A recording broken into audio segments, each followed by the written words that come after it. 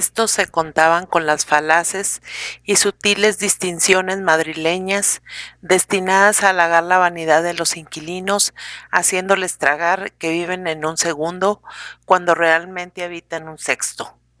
Para fomento de la susodicha vanidad, no faltaba mucho medallón de yeso, mucho rodapié pintado, mucho barniz, mucho chinero en el comedor, mucho papel estampado, mucha alcoba estucadita y, en fin, mucho de todo eso que remeda la comodidad y aún la elegancia. En cambio, la distribución era lastimosa. Los dormitorios estaban sacrificados al quiero y no puedo de la sala y el gabinete. Los tabiques, mejor que a salvaguardar la independencia y el aislamiento, que aún en el seno de la familia reclaman el pudor y la dignidad del individuo, parecían llamados a servir de conducto acústico, de tal manera se oía todo al través de ellos. En la antesala tenía que pedir permiso el que entraba al que abría la puerta, por no caber los dos juntos, y los pasillos, más que pasillos, semejaban intestinos ciegos. De las estrecheces de otras piezas muy necesarias, nada quiero decir, sino que eran ocasionadas a percances harto ridículos. En lo que se había corrido el arquitecto era en la altura de techos, haciéndola tan disparatada y fuera de proporción con la importancia de la vivienda, que yo pensaba para mí la gran lástima que era no poder tumbar nuestro piso, dejándole de ancho lo que tenía de alto, y lamentaba que las camas de los niños no pudiesen ponerse como jaulas de pájaros colgadas de las paredes. Dos resultados daban esta altura de techos descomunal. El primero, que no había cortinas que alcanzasen, y a todas fue preciso añadir una serie de volante o faldamentas.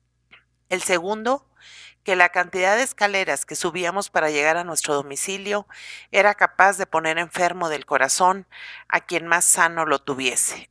Ah, esto de la casa me había dado y siguió dándome mucho en qué pensar.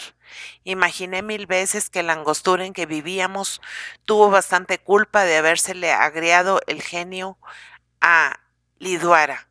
No hay nada que impaciente como vivir estrecho, físicamente comprimido. Y ese malestar lo habíamos de sentir doble los que veníamos de un pueblo como Lugo, más atrasado y barato que Marineda, y donde por ínfima renta se podía disfrutar de un caserón. Si mis hijas se conformasen con irse a vivir al barrio de arriba, la parte antigua y aristocrática de Marineda, podríamos encontrar refugio en algún edificio viejo, más o menos destartalado. Pocos van quedando ya, pues Marineda se reconstruye toda de unos 30 años a esta parte. Pero váyales usted con eso a las niñas. Impóngales usted que habiten en aquellos barrios desiertos, en la melancólica zona que comprende el hospital militar, las iglesias románicas y el triste jardín de amarillentas flores, colgado sobre el mar como un nido de gaviota y adornado, en vez de fuentes y estatuas, con un sepulcro. No hubo más remedio sino ir acercándose al barrio de abajo, centro del comercio, de las distracciones y de la vida marinedina. Lo que decían las pobres muchachas: si una no puede salir, al menos se asoma a la galería y ve pasar la gente. Para complacerlas nos apretamos y nos desprendimos de los pocos muebles que aún recordaban los esplendores de la casa solariega. ¡Ay! Qué desplumado se iba quedando el aguilucho aquel de nuestro blasón. Así vivíamos, como sardina en banasta.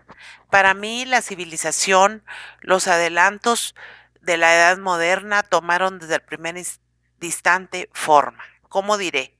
Forma asfixiadora. En Villalba y Lugo sobrábale a nuestro cuerpo espacio donde moverse, aire que respirar, alimentos con que sustentarse y leña para quemar durante el invierno. En Marineda todo venía con estrecha medida y tasa, todo mermado por la angustia del bolsillo que se echaba a temblar ante las cuentas. Liadura solía repetir, tiento, mucho tiento. Ninguna de estas circunstancias era a propósito para reconciliarme con la nueva vida, mas si a todo me avenía con tal que no se alterase la paz doméstica, en un punto no supe allanarme a las circunstancias, y si en ese punto me contrariasen, capaz sería de dar al traste con mi condición bonachona y de lanzarme a la revolución. Este punto era, convengo en la puerilidad del caso, que yo no quise, no pude, no supe acostumbrarme al pan marinerino amasado con harinas de afuera, importadas de Santander. En balde me objetaban que peor era aún el agua que el pan, que éste en suma, si no por exquisito, pasaba por tolerable. Yo lo declaraba un asco, un veneno, y le echaba la culpa de todas las enfermedades novísimas, tuberculosis, difteria, reblandecimiento, diabetes. No me dijesen a mí, pues quién oyó 20 años hace mentar semejantes padecimientos, cuando se comía el honrado trigo mariñán y el no menos honrado centeno montañés, nadie padecía de esas enfermedades solapadas y traidores. Fiel a mi convicción, todos los miércoles y sábados, que son en Marineda los días de mercado, una panadera rural venida desde la inmediata aldeíta de la Herveda, a lomos de ágil borriquillo, entregaba en mi casa un reverendo mollete, cortesudo, vaso a medio cocer para que pesase más, y al hincarle el diente, no me trocara yo por el rey de España. Sería un capricho mío esto del pan de la Herveda, pero también podría ser el instinto del propietario territorial que en la introducción de las harinas forasteras presentía la quiebra de nuestros míseros cereales. No fue este el único alarde de independencia, la única manifestación de personalidad que me permití, a riesgo de concitar las iras de mi liduara. A la verdad, tampoco quisiera que se creyese que liduara no me consentía, con su cuenta y razón, hacer mi gusto. Yo había contraído el hábito de entretener parte de la noche en la sociedad de amigos de Marineda. Sombra de mi liduara, no te vuelvas hacia mí, ceñude destellando indignación. Lo que me llevaba allí era el profundo e inefable deseo de libertad. Oh nombre dulce entre todos, qué música misteriosa encerrarán tus 3 sílabas para que así hechices nuestra alma.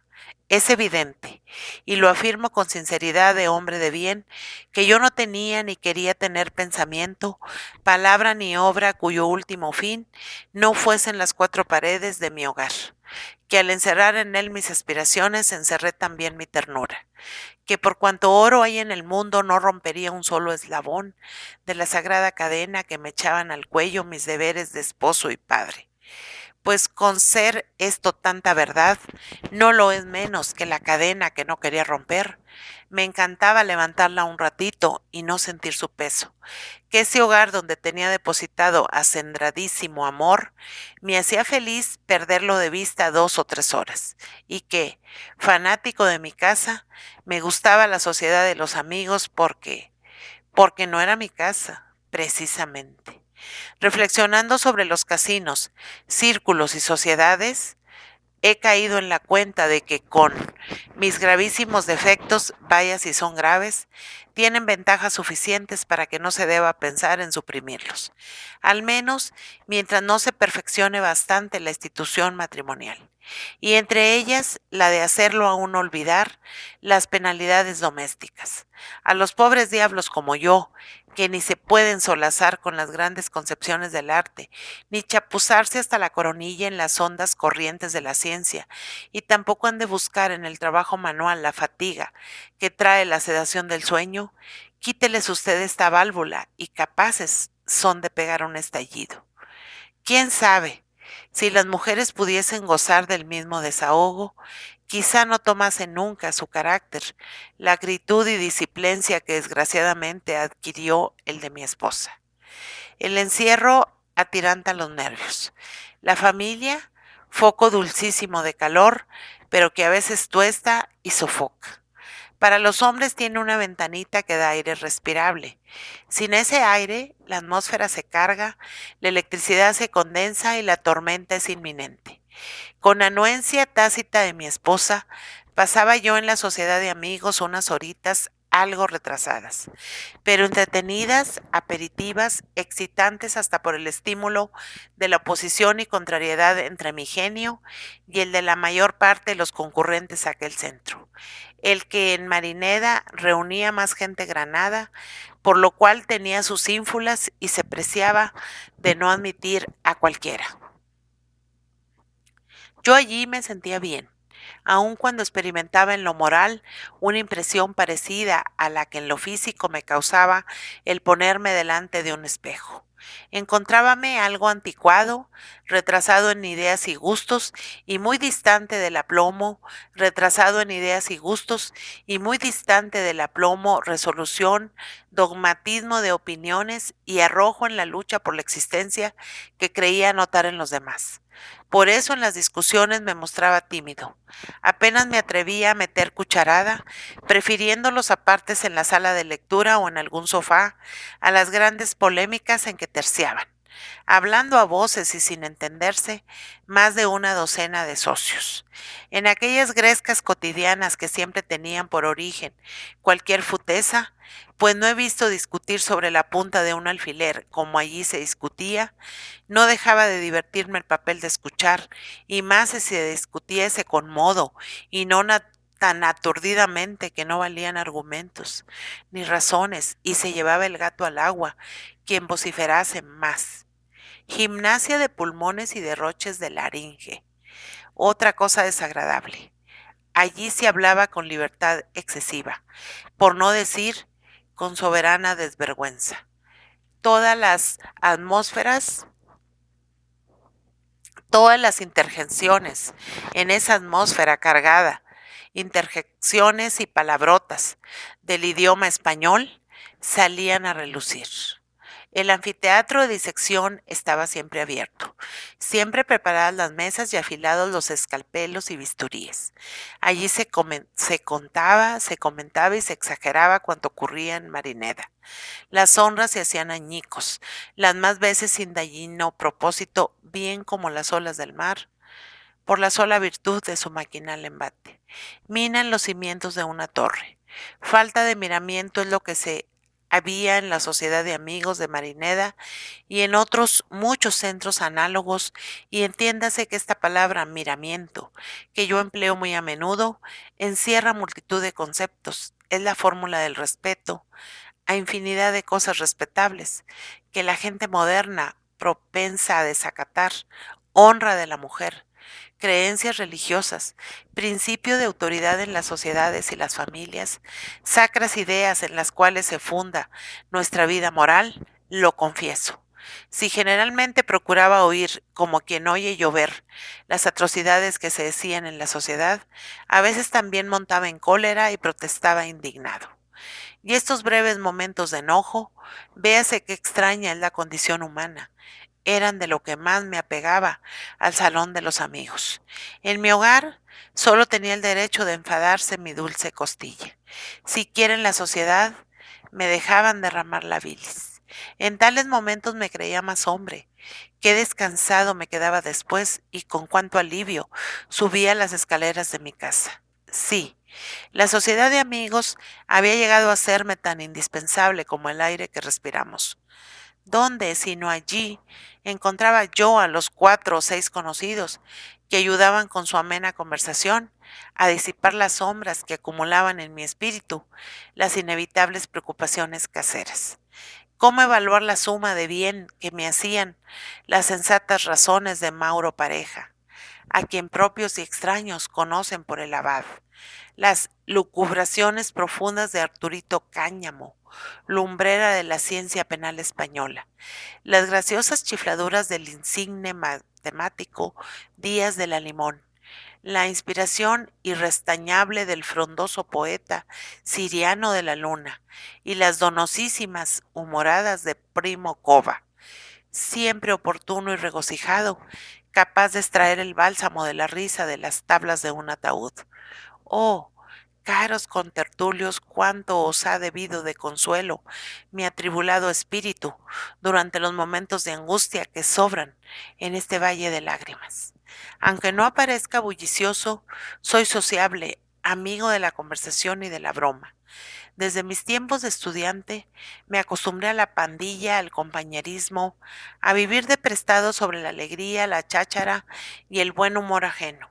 Y nunca se ha apoderado de mí la negra misantropía, el tedio de la humanidad, y no omitiré entre los encantos que para mí tenía la sociedad de amigos, la relativa anchura de sus salones, comparada con la exigüidad de mi vivienda.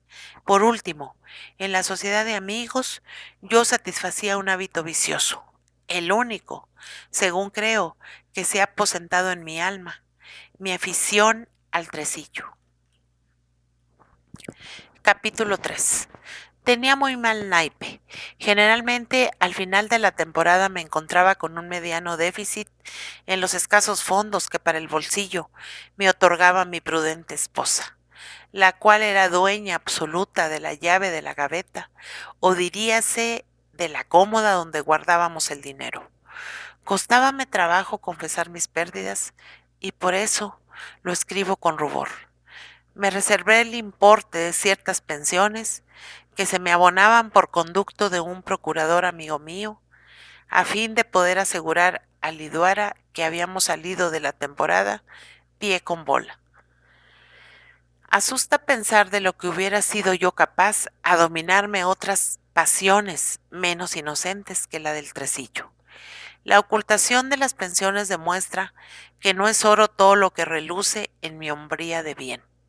Hacía ya un mes que la cuna había vuelto a salir del desván, y limpia de telarañas ocupaba un rincón de nuestra reducida alcoba, cuando mi esposa dio en mostrarse peor humorada que nunca y en renegar de su estado, que ella afirmaba no haber sido jamás tan penoso, quejándose de síntomas extraños, de inusitado peso y volumen, de raras perturbaciones y de anormales sufrimientos.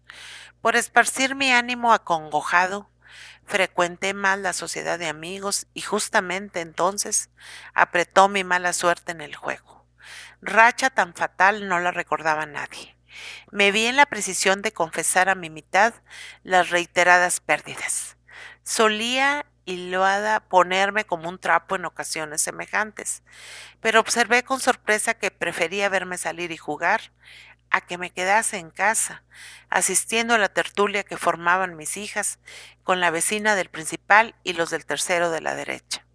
Aprovechando benignidad tan desusada, me cebé en la partida con el afán del desquite, que así acudía al febril ruletero como al morigerado tresillista.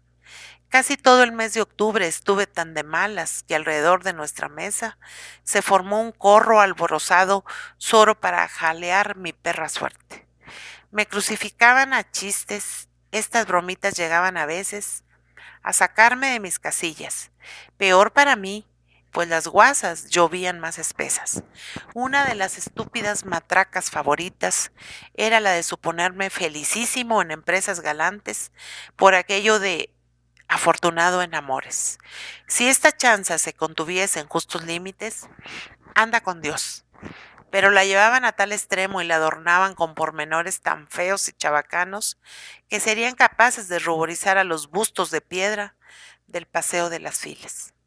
Aquella gente se relamía de gusto, oyendo las impertinencias de Primo Cova, bufón de la sociedad.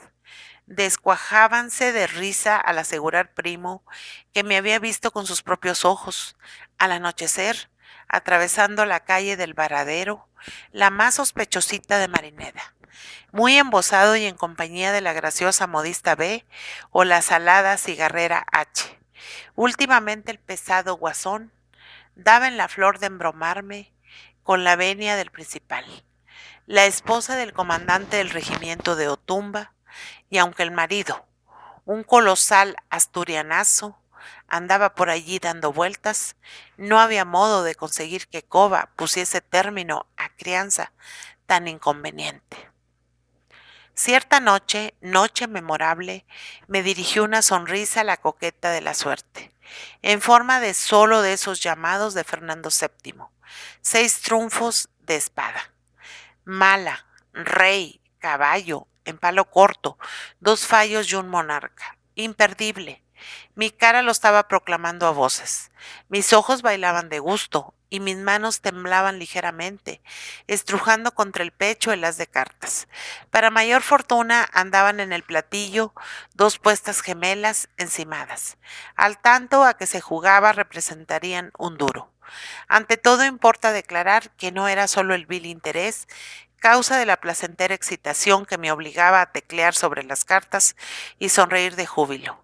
No se me estaban pudriendo en el bolsillo los pesos. Sin embargo, lo que irradiaba triunfalmente en mis pupilas era el puro e ideal deleite de la victoria. Era el amor propio interesado en chafar a los majaderos mirones que me acribillaban a chirigotas. Por ellos me alegraba. Condenados. Yo creo que aquellos malditos, sospechando la condición suspicaz de mi liduara, tenían gusto en propalar ciertos absurdos a fin de producirme desazones. Tienda usted las cartas, hombre, me decía el coronel de ingenieros Díaz de la Limón.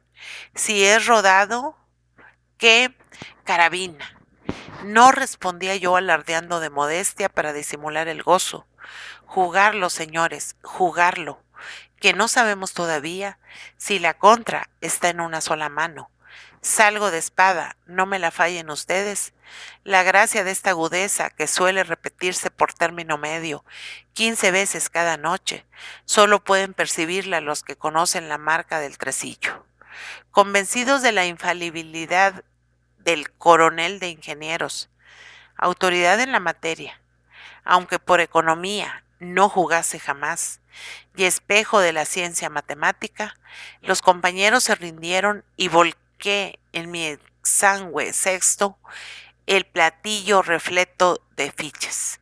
Dieron nuevamente y qué brinco pegó mi corazón de tresillista.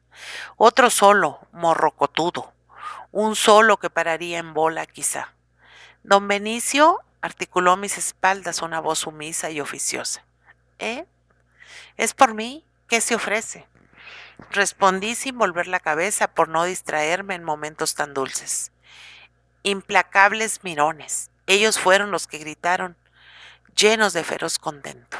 Es el mozo que quiere hablar con usted. ¿Cómo se ceben las ganancias este hombre? Me volví. ¿Qué hay, Antón? Una joven que pregunta por usted. Cristo, qué alboroto. Tuve que alzar la voz y exclamar. Tengan ustedes miramiento, a ver, por mí, una joven. Sí, señor, una chica sí, bastante simpática, no despreciando. Dice que es la de usted. ¿La mía? Cuidado con lo que se habla. ¿La mía? ¿Qué es eso de la mía? Expectación. Ella dijo así y que se llama Eduarda. Acabáramos. La criada, señores. Ya me parecía. Pregúntele a Antón, a ver qué ocurre. Sigamos el juego. 3 basas y arrastro. No podía dudarse, era una bola, sí, una bola. De esas que bien llevadas no las corta ni el verbo. Estaba en lo más comprometido de la jugada, cuando he aquí que vuelve el mozo arrastrando los pies. Señor, que vaya usted a casa. La señora, su mujer, está con Dolores. ¿Con Dolores?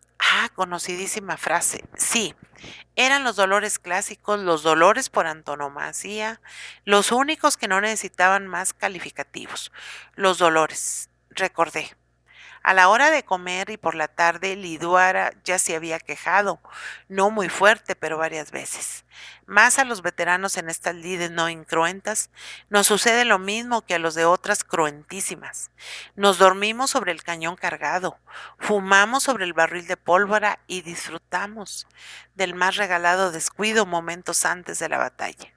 Mi mujer con los dolores, pobrecita, bueno, el mozo insistió. Con Dolores, vamos, de parir. Toda la sociedad soltó la carcajada. Creo que se rieron hasta las alfombras y las fichas del tresillo. Esas tenemos, Aumento de familia, don Benicio. Pillín, pero ¿cuándo se jubila usted con el haber que por clasificación le corresponde? Chiquillos a estas alturas, digo que es una inmoralidad. Debía prohibirse, rayen desvergüenza. Hombre, Que le pensione a usted el Estado. ¿De qué taberna gasta usted el vino?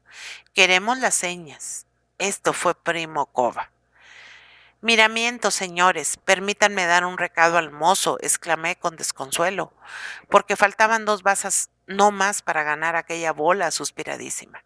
Oiga, dígale que voy ahora mismo, que vaya avisando al señor de Moragas, al médico, para que se haga cargo. Hombre, qué lástima, exclamó uno de los tresillistas al secretario del gobierno civil. Ahí estaba Moragas, no hace un cuarto de hora en el salón de lectura. Sí, pero son las 10:30 largas, detallé. Ya se recogió a casa, de seguro, objetó el comandante del puerto. Todos aprobaron. En Marineda, y particularmente en aquel foco de hablillas que se llama la Sociedad de Amigos, sábese puntualmente a qué hora está cada quisque, en su domicilio o en el ajeno, sin que en el cálculo de probabilidades quepa más error que el de minutos arriba o abajo. A no mediar caso análogo al mío, Moraga se encontraría en su alcoba, leyendo, para conciliar el sueño, alguna revista francesa. Hasta de esa clase de pormenores estábamos al corriente. Seguro, pues, de que la fámula acertaría con el comadrón y éste correría a mi casa, me creí con derecho a terminar la jugada, que según mis presentimientos resultó bola. Alguien me preguntó si liquidaba. ¿Liquidar? El favor de la suerte me embriagaba de tal modo que manifesté deseos de dar un par de vueltecillas más hasta sacar todas las puestas. A la verdad, también me satisfacía tener un pretexto para dilatar el regreso, donde me esperaba una escena siempre desagradable. Desacostumbrado ya de ella por el largo interregno, me infundía ahora ese sentimiento que yo llamaría pavor doméstico, miedo que cobramos a ciertos deberes y actos de la vida familiar, y que tal vez no es sino una forma de hastío, y al mismo tiempo que me dejaba dominar por la cobardía, sin ver que las más elementales nociones del deber conyugal me llamaban al lado de Hilda. Deseaba aturdirme, matar la fiebre de mi emoción con el choque de las fichas y el zumbido de la charla. Cerca de 30 años hace que me casé, señores, y he visto nacer 16 hijos, sin contar el que está llamando a la puerta. Felicitaciones, vítores, pero no me viven todos, solo conservo 10. Los otros, esto debí de decirlo con los ojos algo húmedos y la voz ronca, andarán allá pidiendo por mí. Crean ustedes que desde el tercero prefería uno que no viniesen, pero si uno los ve aquí, no desea que se vayan. Sobre todo el de la desgracia, el mayorcito, Moncho. Señores, me dejó unos recuerdos, es decir, empezaba a deletrear. Juego, una entradita. Gané una jugada magnífica y la satisfacción me puso más excitado. Proseguí. A mí nadie me quita de la cabeza que aquella criatura, si no llega a desgraciarse, honra a la familia. Era mucho despejo el suyo. A eso contestó Mauro Pareja, por sobrenombre el abad, que acababa de entrar y miraba por encima de mi hombro el juego. Señor de Neira, más valió que se le muriese a usted ese niño de tantísimo talento que sus preciosas hijas. Al menos, nosotros los solteros opinamos así. Se alzó un clamor aprobando el parecer del abad, y a renglón seguido acercóse a la mesa mi vecino, el comandante de Otumba, a quien la noticia de mi nueva paternidad traía desde el cuarto de lectura a darme la enhorabuena. Y para repetir los términos en que me la dio el bueno de don Tomás Llanes, yo me vería en mediano apuro si no recordase, como su propia esposa explicaba aquel modo pintoresco de hablar, diciendo que su marido, al despertarse, lo primero que soltaba era una colección de peinetas y otra de moños. Don Tomás, que tenía las proporciones y el aspecto de un oso velludo, de aquellos que se merendaron al rey Astur, acercóse a mí y dándome con su finura acostumbrada una palmadaza en el hombro, exclamó: Moño, y qué suerte de hombre, peineta, otro chiquitín, y con 24, lo menos que ha tenido ya. Moño y para los demás ninguno. Yo que llevo 10 años de casado y ni noticia. ¿Y eso qué? Respondí, demostrando fe inquebrantable en la fecundidad humana. Ya cuajará.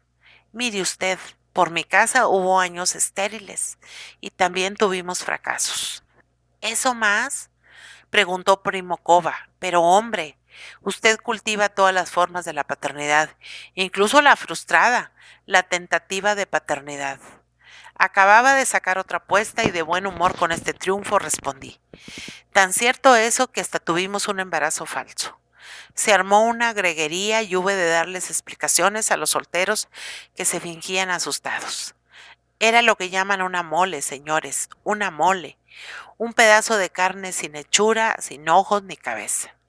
No sé en qué pararían las risotadas que arrancó este boceto, a no haber distraído la atención un incidente, una disputa entre tresillistas y mirones. Pero ¿cómo juega usted domingo, hombre? ¿No está usted viendo que ahí el arrastrar debajo es una barbaridad? Manía de meterse en negocios ajenos. Sí sabré lo que me hago sin necesidad de que me aconsejen. Así dicen todos los chambones. Si solo se perjudicase usted, corriente. Pero hace usted daño a los compañeros. Es una calamidad el que usted tenga que ir a la contra. Esas apreciaciones, nada. Yo soy así, antes que todo la franqueza. Cualquiera es franco metiéndose en camisa de 11 varas. Hay que pensar lo que se dice. ¿Y eso qué? ¿Y eso qué? Señores, miramiento, señores, miramiento. Intervine yo, pues no gusta ver a dos personas regulares, o por lo menos obligadas a hacerlo, poniéndose como un trapo por si debieron soltar la sota, y largaron el 7. Verbigracia. La discusión empezaba a aplacarse, cuando he aquí que el mozo, arrastrando los pies y con aquella cara de memo malicioso que hacía la felicidad de Primo Cova, entró, se acercó a mí murmurando misteriosamente. Señor Neira, está ahí su chica. Me volví sobresaltado, restituido a la conciencia de mi deber. ¿Qué pasa? Voy, dice. Secretió el mozo que la señora, su mujer, ya salió de apuros. Vamos. Respiré anchamente. Tan pronto, mejor. Ya estamos fuera del paso. Gracias, San Ramón de mi vida. Entre el coro de plácemes, alcé la voz para preguntar. ¿Te dijo si era niño o niña?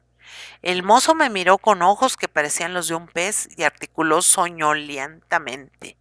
Dice que tiene una niña. Los solteros vinieron a darme la mano, a sacudírmela con gran énfasis y a repetir. Dentro de 20 años, cuente usted conmigo, don Benicio, cuente usted conmigo. Aunque sea dentro de 15, murmuró reposadamente el abad. Aunque sea dentro de 13, balbució el sonámbulo Díaz de la Limón, aficionado al pan tierno. Cuando me dejaron respirar, exclamé dirigiéndome al mozo, que seguía hecho ahí un poste. ¿Está seguro de que dijo niña? Y entonces, oh cielo pródigo, cielo que no mides ni tasas ni regateas los bienes de este mundo, cielo que siembras tus dádivas como quien siembra alcacer. El mozo, columpiándose y sin alzar la voz, respondió. Dijo una niña, sí, señor, y que vaya ya enseguida, que van a hacer otra. Naturaleza. Me quedé lo mismo que el náufrago cuando una ola le zapatea contra el casco del buque. Un parto doble. Me iluminó como luz fatídica el recuerdo de aquellos extraños fenómenos que contaba Hilda, de aquellos padecimientos raros, de aquella normal gravidez, un parto doble. Géminis. Al verme en la calle corrí como un loco, y entre el desorden de mis pensamientos y la muchedumbre de mis cuidados, predominaban los siguientes. Hay que comprar otra cuna, hay que buscar 2 amas. ¿Y dónde duermen, santo Dios? ¿Dónde? Lo dicho, como no se invente colgar las camas por la pared.